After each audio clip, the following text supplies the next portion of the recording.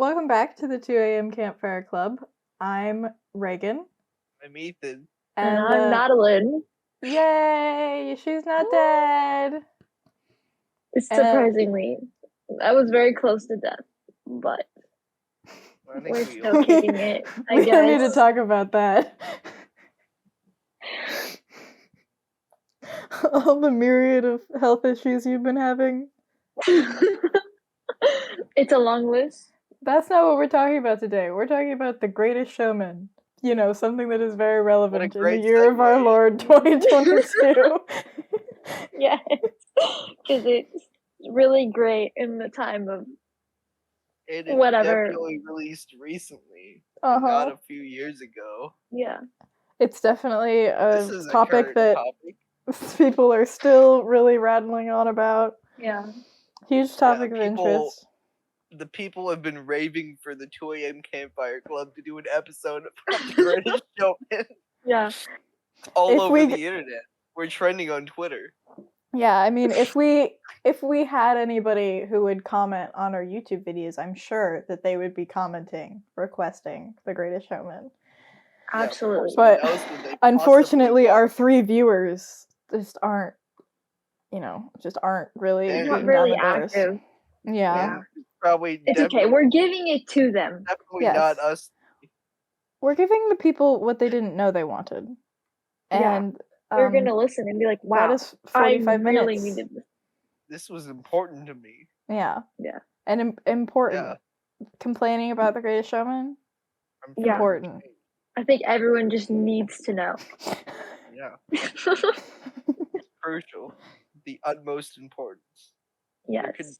Nothing could be more important. I think it's time for this bit to be done. Yes. Reagan, would you like to give us a history brief of The Greatest Showman?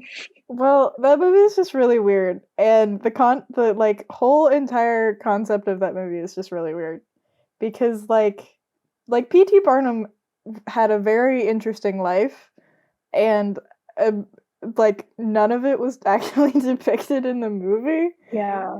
I remember looking up stuff after. I'm like, where was this? I'm like, I want to know about this. Not him singing in a ditch, basically. And being like, let's buy a tent. I do think that that's partially because they were trying for years to get the movie approved. Mm-hmm. And so they probably had to change it over time to get it closer to being approved. Yeah.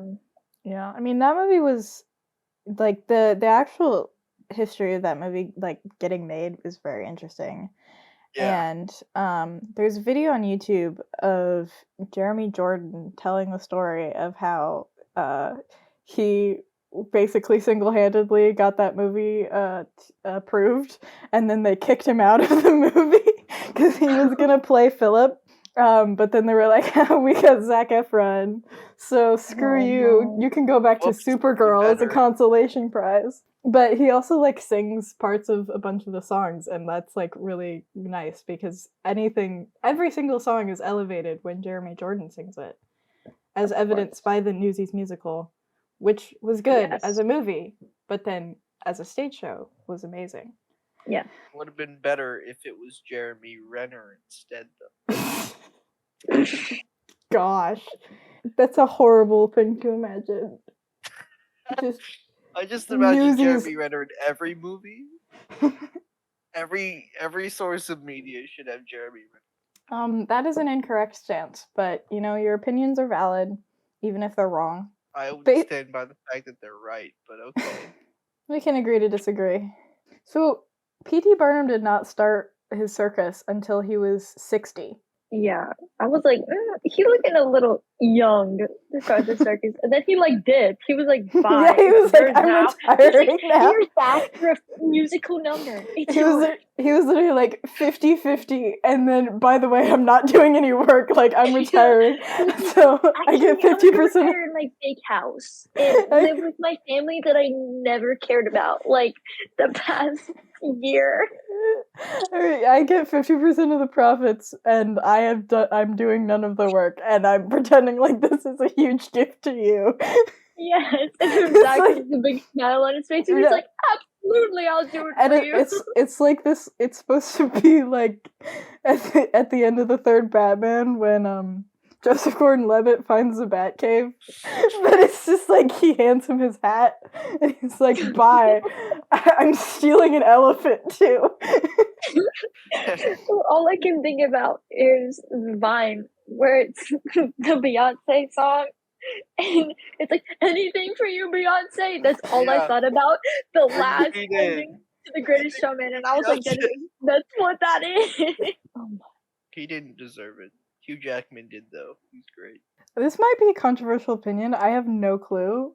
But I really do not like Hugh Jackman's singing voice. It's There okay. were worse people. There are worse That people, but he is a Wasn't- Broadway performer. He's a Yeah. theatrical performer. And I'm like, and it feels like Wolverine. when they put pop stars in like musicals and it's like this ain't it, but it's Hugh Jackman. Yeah. And I'm like, Yeah. which I guess I don't actually know if he did any musical theater, but he did do theater. Yeah. And like he was in Les Mis and I didn't Yeah. like it then either. It was better. It was better in the Greatest Showman than it was in my opinion. Like, his voice is just a little off-putting. Like, it's not bad. I don't mind listening to it, but I'd rather listen to there's Hugh this- Jackman than Robert Downey Jr. That's true. That is a valid point. As I found out yesterday, I did not know Robert Downey Jr. had music. Yeah. Look if up you Robert didn't Downey know Jr. that- on Spotify. He has an album. Came out in 2003. It's called The That's the Futurist. oldest. Older than me. That means it was probably that album's older than I am. That album Maybe it was probably 2004. because I'm 2004. That's I was born in 2003, but at the end of it. I'm like near the end of 2004, so really fun. Yeah, okay. It came out in 2004. So, Okay. anyways. All So right, it's like I- as old as I me. made. I win. I am That's- older than Robert Downey Jr.'s music album. I don't know if that's an accomplishment you want to Nah, be this proud is. I am proud of this. This is my greatest accomplishment. This is the greatest show, Ethan. We're covered Okay, in you all know, the colored like- lights. like, where the runaways I- are running the night. Impossible comes Possible true. comes through. Okay, It's but the taking song- over you. Oh, this is the greatest show. This This is the greatest show. is This the podcast greatest is show. This is the only podcast, actually. There are yeah, no other is no other podcasts. podcast. Nothing. We are the first to do According it. to Logan. The first and only. Yeah. Logan yesterday was No, literally it's like, like- this is the only podcast I'm going to listen to from now on. Oh no!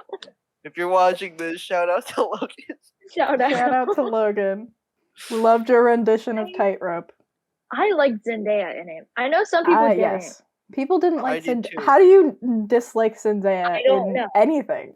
I was She's talking to a few Zendaya. friends, and they were like, "She was okay, I guess." They're like, they put her in because she looked pretty, and I was like, "Well, she Well, is." Okay, that is sort of true. I think that entire plotline is absolute crap because they literally invented they invented She two got ready. characters whole cloth. These were not real people who existed so that they could have like a love story subplot, and it's just like it feels really weird when you have this whole cast of like side characters in the Freaks, quote unquote, and And you're then you like focus on the people that aren't real. yeah, we have to invent these conventionally attractive people to have a love story. It's just Because like, Zac Efron and Zendaya. yeah, exactly. It's just Yeah. like, what? That's so weird. Because, like, you know, the I think that's enough reason. like, And the, then they basically burned him in a building, and then she's like, "Oh God, and that's die!" that's the thing too. It's like the plot line, the conflict is that, you know, it's the turn of the 20th century and miscegenation was, and I looked this up, it was not actually illegal in New York, but it was illegal in 30 of the 48 United States. And it's not like the movie acts as if like some people will be judgy. And it's just like, no, like this is the type of thing that people get murdered over. And Yeah. and then he like nearly dies, and it's like, oh, I guess love will conquer racism. the power of our love. It's fine. Like, it's actually fine. It's just, and nothing, I don't like, need my family. I'm in love with you. Like, Yeah. that thing, I was like, oh no. Oh no. but just, like, it's just very So I shallow wasn't and sure weird. in that movie, were they focusing on the fact, like, were they focusing on the racism, or were they focusing on the fact that she was in a circus? They were focusing And on the poor. racism. Like, that was the thing, is, like, the one guy in that mob that, who was like, we don't want your freaks and your spooks in this town. Ooga booga. So it's like the movie very explicitly calls attention to Anne and WD's, like, the fact that they are black and they are excluded because of that. But that's the thing, is like, it's never said explicitly, so the fact that you even have that Yeah. question is, like, I think that's a problem, because it's just like, Yeah. like, we don't even understand the real conflict, because literally it's just like, one time Philip's dad is like, hey, why are you parading around Hey, with the help? Stop it. And then Philip's like, you'd never talk to her like that. And then it's like, yeah. It's That just was like a great that. impression right there. Also, Are you sure I- you're not Zac Efron? well, Zac Efron was like lowering his voice for that movie, was he not? I think swear to it was, 'cause I God. was like, it sounded unnatural. Like, I was Yeah. listening to the soundtrack, like, in preparation for this, because I was like, maybe I'll think differently of it, because it's been a while since I've seen it. And I was like, I feel like his natural singing voice is much higher. There's no way it's that low. And it's especially noticeable when he's talking, because he's like, are you Yeah. P.T. Barnum from the circus? I was like, ooh. Also, I could still only see him as Troy Bolton, and it really bothered me. Oh yeah. Like, the entire movie, I was like, no. We can't be together, is- Zendaya, because I am a basketball boy and you are a math geek. Yes. They won't No, understand. she's not a math geek. She's a pro dancer and Shake It Up. Yeah, No, she's a spy from Oh, Casey yeah. Undercover. I forgot that show existed. I did too. That was after my time. It was during my sister's time, so I watched it, but I never watched Shake It Up. I watched Shake It Up. I watched Shake It Up. I was But never not really by on the choice. Disney Channel grind until Liv and Maddie, and then Liv and Liv Maddie and was Maddie. okay, and then it got worse significantly. Liv and Maddie was made by the same people that made Hannah Montana, and it shows. I watched Hannah because Montana. That is one of the few Disney shows that I actually found tolerable. But I was never allowed to watch Wizards of Waverly Place as a kid because it had witchcraft in it. Well, I wasn't I allowed just to never watch watched it. because it was too stupid. So I was too busy watching House Hunter, Same. guys. Like, House I was on Hunter? the You were watching HGTV House grind. Hunter? Literally, as a young child, I was like, Ugh. let's watch HGTV. Like, I need to watch the new House Hunters. Like, and like I Property watched a lot Brothers. of Like, I watched shows for all a of while. that. Cooking and baking shows I watched a ton of. Yes. Ugh. Guy Fieri's Grocery Games. Best Guy- show. Yeah. I liked, like, they always did the baking championships. I watched like all of those. Yeah. Also, What was the I still cupcake watch one? Cupcake Wars. Yes.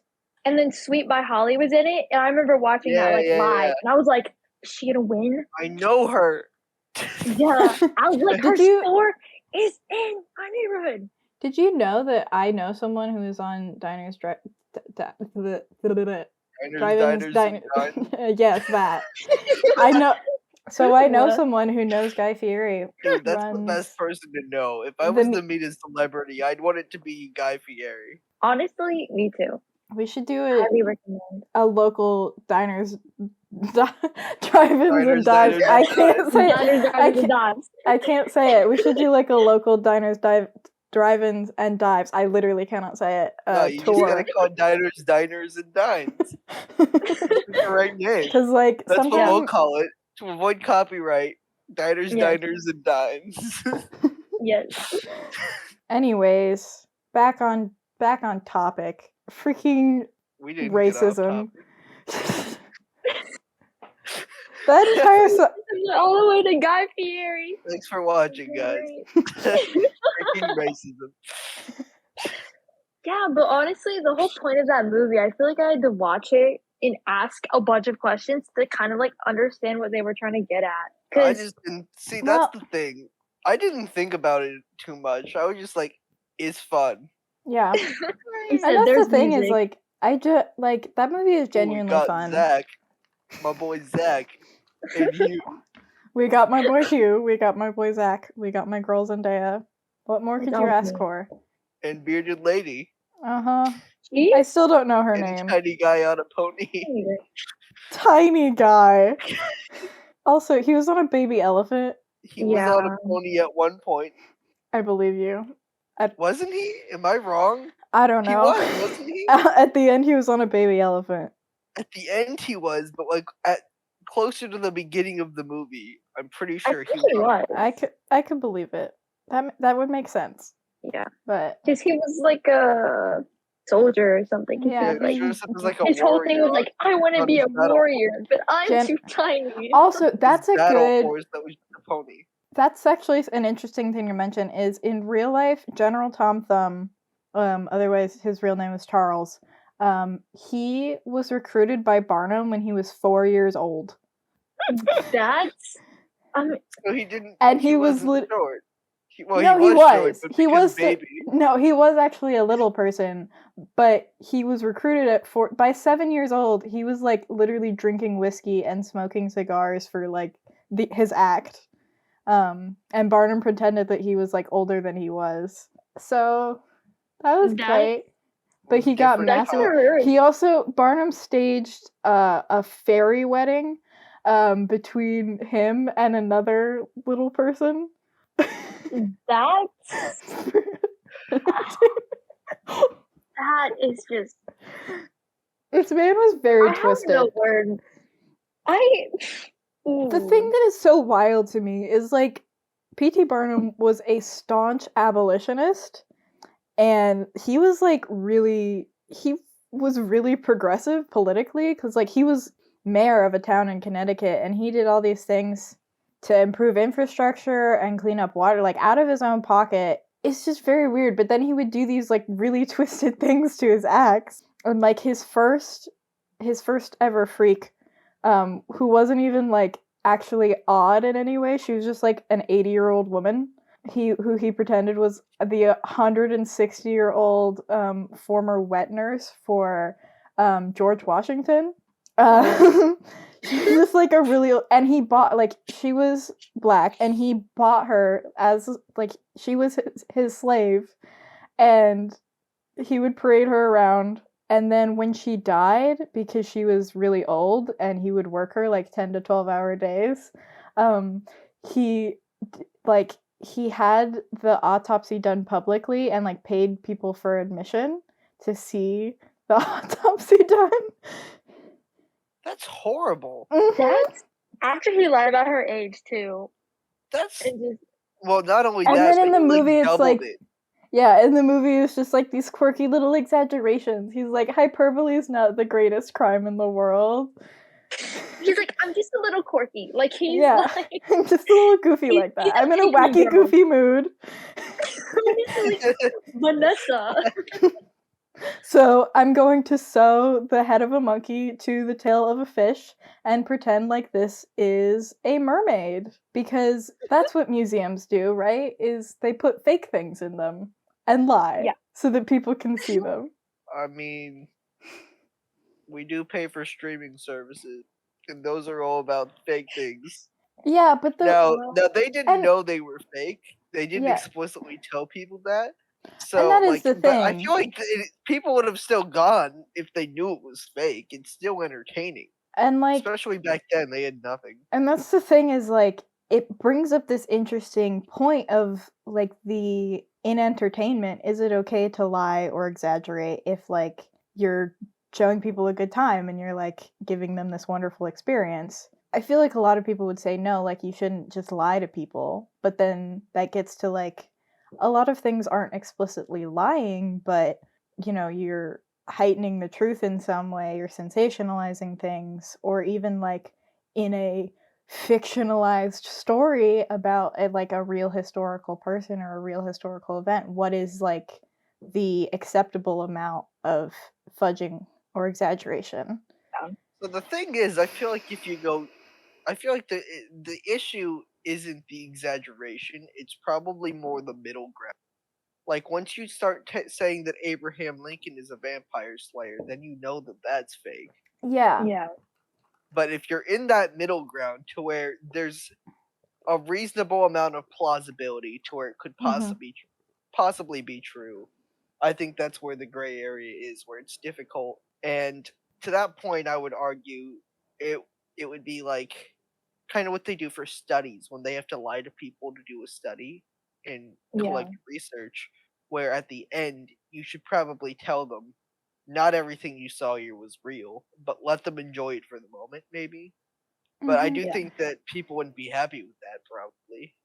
Well, and Yeah. like if you think about a magic show, the entire point of that is like you're here to suspend your disbelief and like basically like you know that it's not real, but you can kind of still have that experience and still act like it is. And that's kind of the same thing with movies too. Or Yeah, I mean, I feel magic like shows are still cool if they're good at it. yeah. I know it's sleight of hand, but it's still impressive. Yeah. I don't know how they do it. And I feel like the heightening of the truth, like this movie was never supposed to be like a documentary like about his life or whatever. No, it So was it's a fun kind of like musical. it's supposed to be like a fun musical and like whatever. So I feel Very like loosely based off of a yeah, real they're person. like we'll add some real names in there. There you go. That's the thing So that's really weird to me though, is it's like so divorced from his actual life. Like you could Yeah, literally they should tell have a said it story was. with completely different names and nobody would have been like, wait, why are you aping things from the details of P.T. Barnum's life? yeah, That was Yeah, it was different in that, or even still, they could have changed some things in the movie to make it a little bit more different, so that they didn't try and play Yeah. it off. I agree with that because there was, I would say, less than 50% of the movie was accurate, and like most of the probably by a things considerable amount. like the thing is basically the things that are true to life were were certain people, not even all the people, because as we already talked about, like Philip Carlyle was never a real person, but like, you know, Jenny Lind and you know, P.T. Barnum's wife and like certain of the acts, like we talked about General Tom Thumb, like certain of those people were real and did actually know P.T. Barnum, and P.T. Barnum did exist, and he did have a museum, and then after that museum burned down, he did start a circus. And at one point it's in not all of with that, he was Zendaya and Jenny. Zac Efron. At one point in Just all that, he was Jenny Lynn's What? manager and did tour with her, and she did quit the tour, but she quit the tour because she was concerned at how like over commercializing of it he was, and the fact that he was making like 4 times the profits off of it that she was, and because she was giving all of her profits to charity, she was like, dude, I'm not gonna go like you're basically like I'm trying to do this for the good of the people and you're just like taking home Give me bank to money. build one of your 4 mansions. So Yeah. she fired him and then kept touring without him. yeah.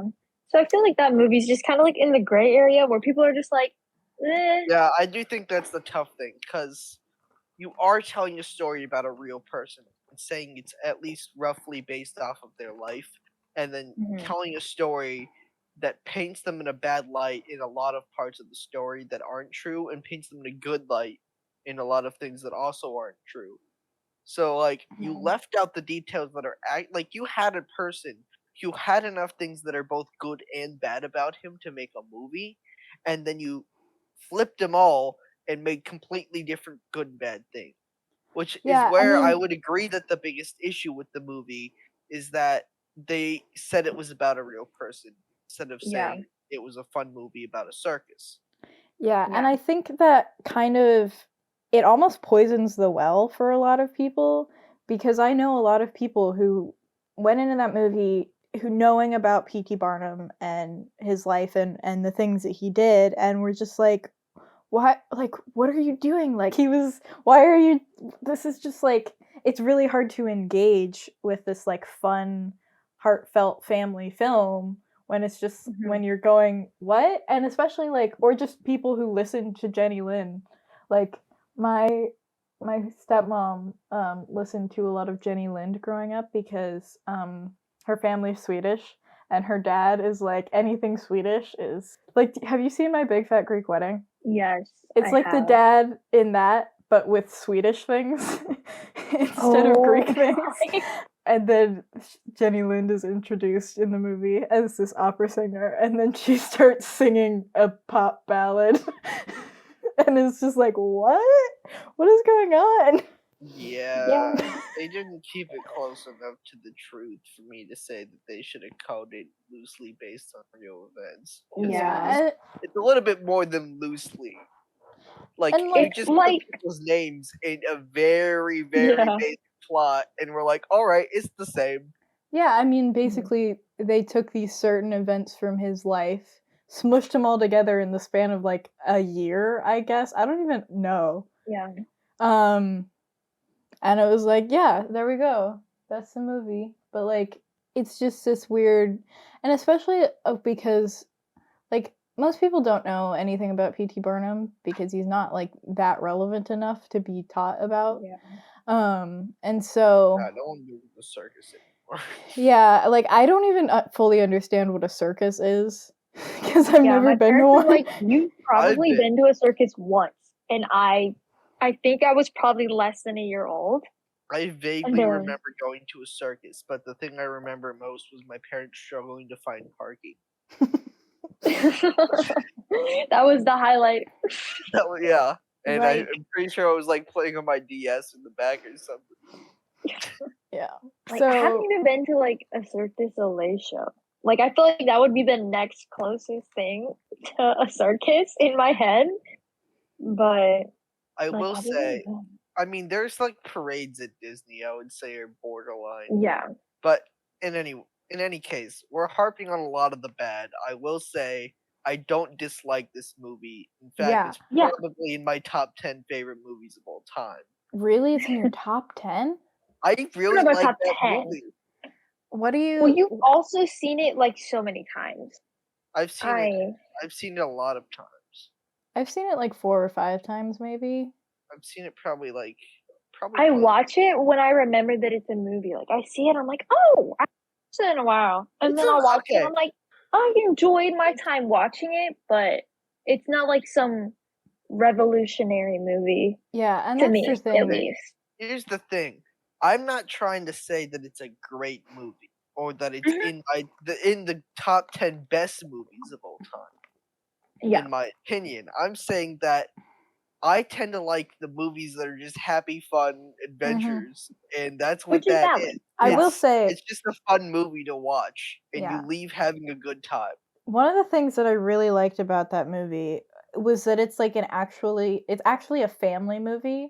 You don't see family films anymore because all of like the the family films are like Avengers movies. Like, it's not really they're not actually family films, and so it was actually Disney, which is more of a kids film. But that's like a kids thing. It's actually a movie where it's just like everyone, the whole family, it's meant to appeal to everyone. And so that means that in a lot of areas it is very kind of shallow and sanitized and whitewashed, but like it's a fun story, and I do genuinely like I like the main plot line. I like P.T. Barnum's arc. I think it's very cute. Is really good.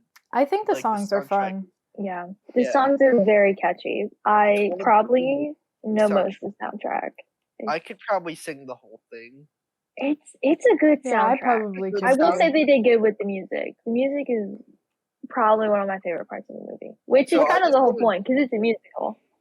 I just wanted to preface that you've only said bad things about it so far, and so I just wanted to make sure that anyone watching knows that we don't hate this movie. No, we do like this movie. I do really like this movie. It's just there are bad things about it, as with everything I like. Yeah, it's kind of messy. It's a love-hate relationship with the movie. What's your favorite song off of the soundtrack? Oh my. Other Side. That one's really good, but I really like Tightrope. See, that's my least favorite. Really, I love her voice. See, I Her don't voice. like her voice. Really? Yeah, I it love bugs me. it. And like I like watching. I don't. Do you like that sequence? Yes. I do like that sequence. My favorite is The Other Side as well, and that's my favorite like musical sequence. I will say that one is probably my second favorite, and then it's A Million Dreams. Is that one? A Million Dreams. I don't like and Rewrite the Stars. Oh, I also really like. Rewrite the Stars is really good. But that's just because it's Zac Efron and I feel like swinging around on a rope.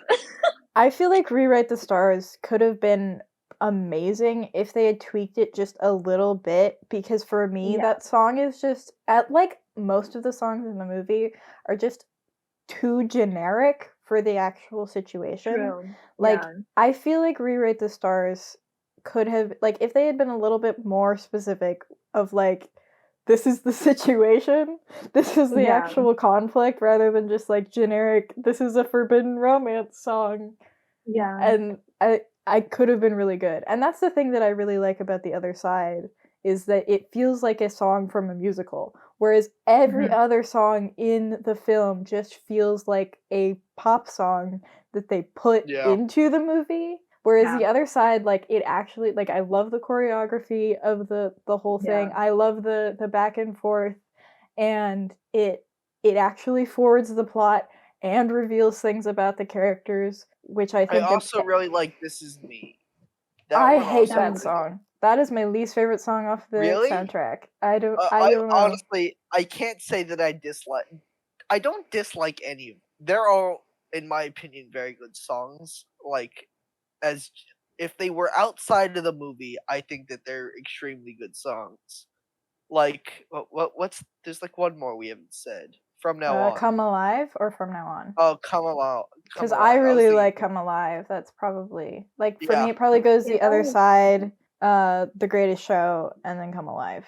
And The Greatest Show and Come Alive are really close together in this top, like, in the second and third spot. I like A Million Dreams, but that's for personal reasons. Because I have a running joke with some people about that song. What's the running joke? It takes, I guess I could explain it. So my YouTube channel and Twitch is called Borb, and so one time Waffles, shout out to Waffles, we were playing Fortnite map, and we were struggling, and so we just changed out the word dreams for Borb the whole song. And we rewrote the whole song.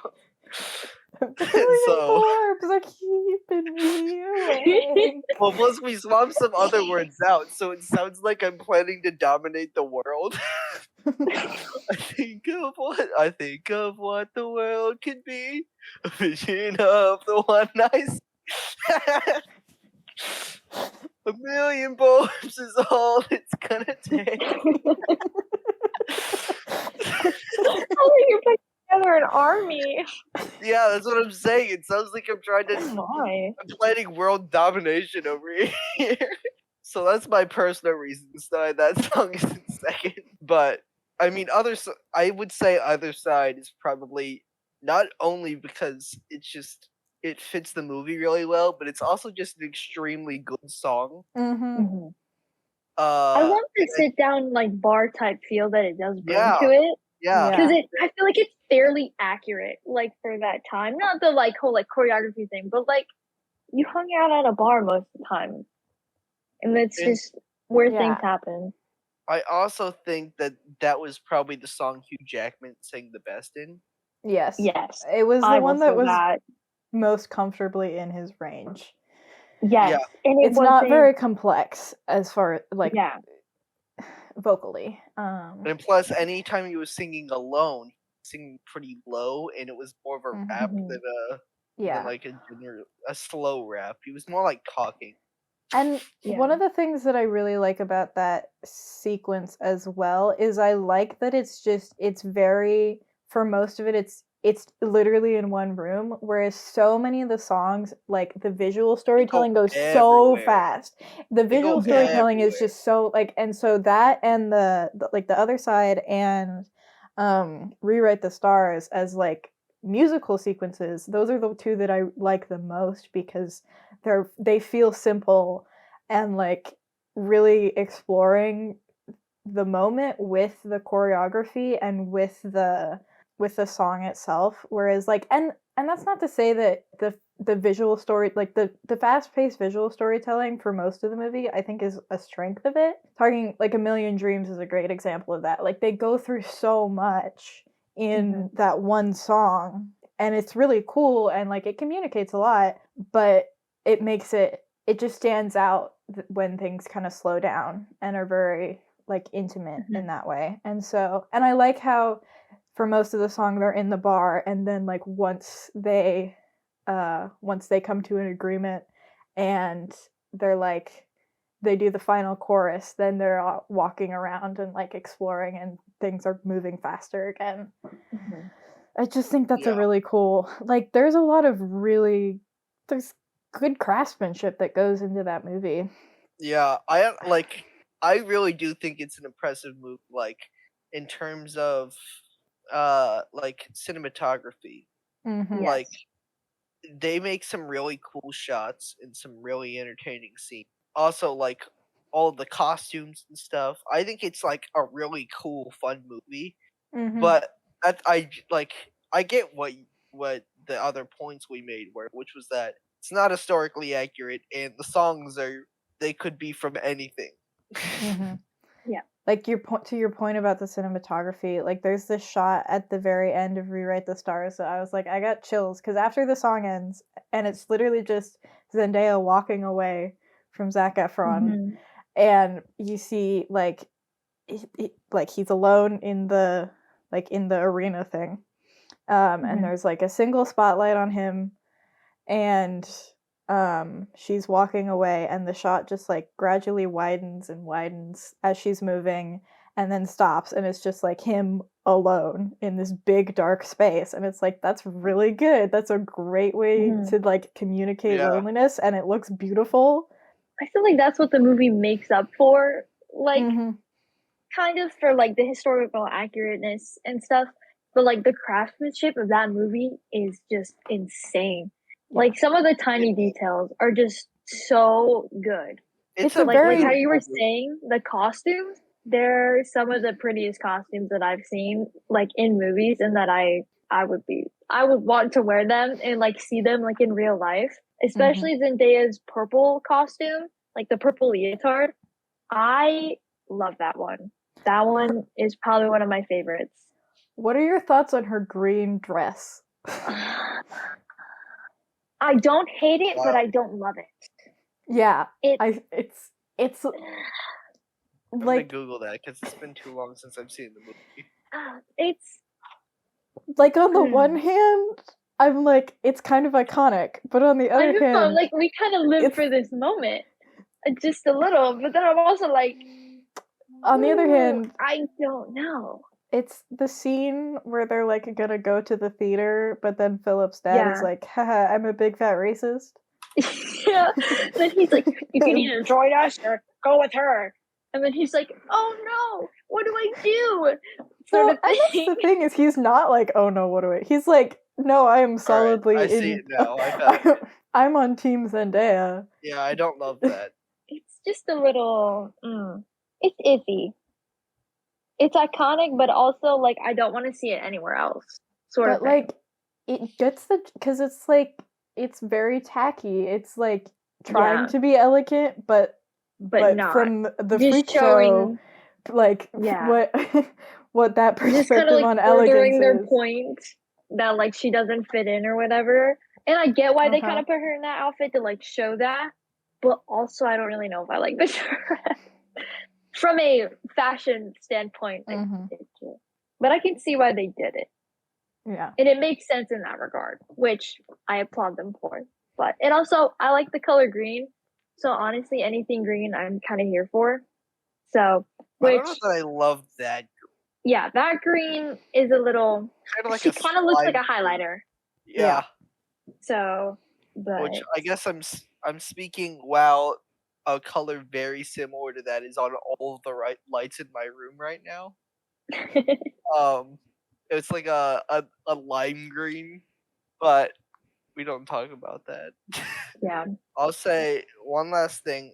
It's, as I said, it's been a while since I watched it, but as far as I remember, I'm pretty sure that there was like a lot of symbolism with his hat too, where like he took the hat off when he went on the tour, and then when he came back, he put the hat on, and then he passed the hat over to Zac Efron. I thought that was pretty cool, at least too. It wasn't it like a whole thing with his dad as well. It was. Yeah. Yeah, I did really like that. Yeah, like I said, I love that movie. It's just a good time. Yeah. And I do wish they just hadn't made it about him, like about P.T. Barnum. Like specifically, it's not about P.T. Barnum. It's not.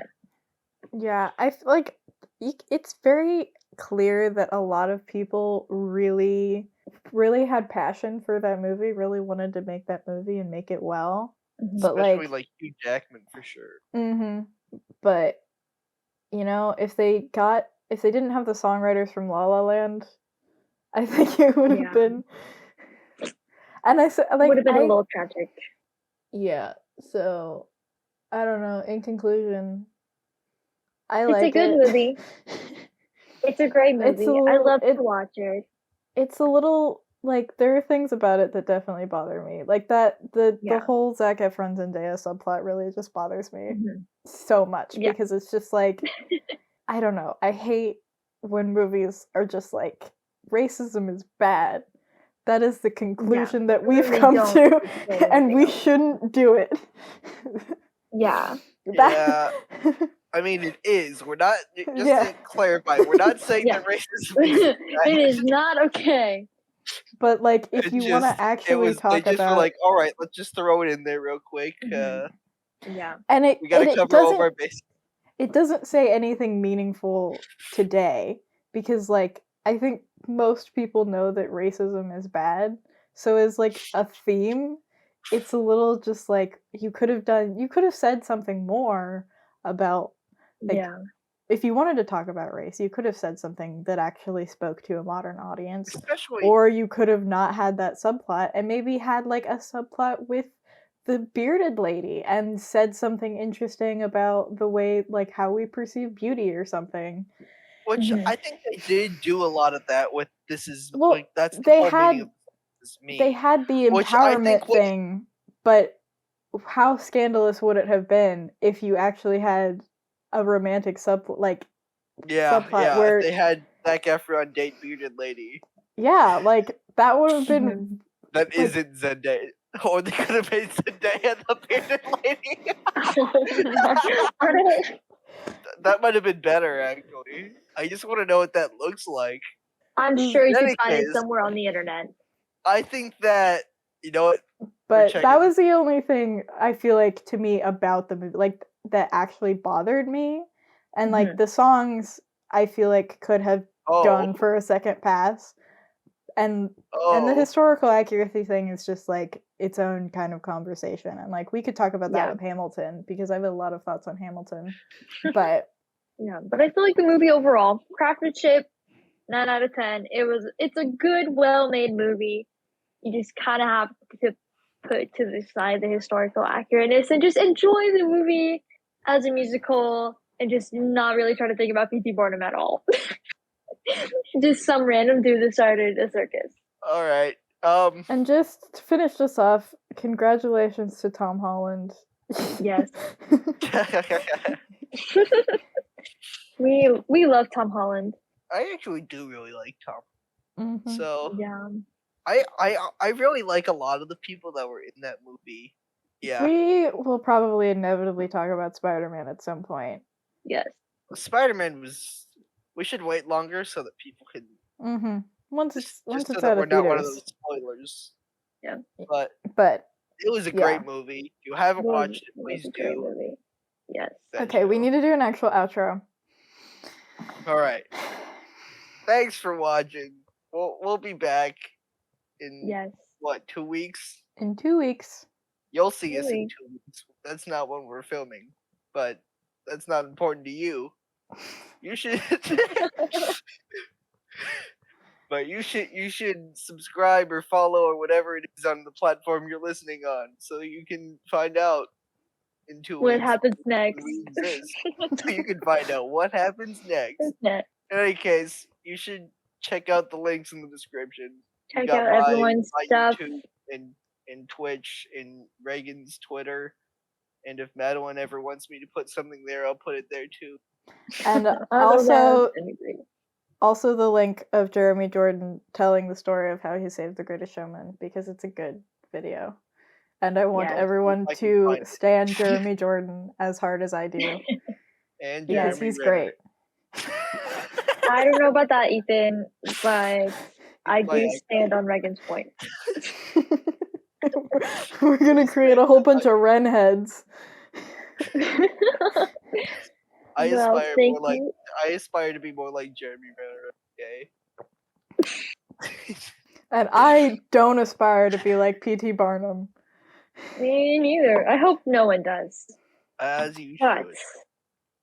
Anyways. Well, thanks for watching. That's all for now. See y'all. As always, ka-chow. Ka-chow. Ka-chow. Let's smash again. Let's smash again.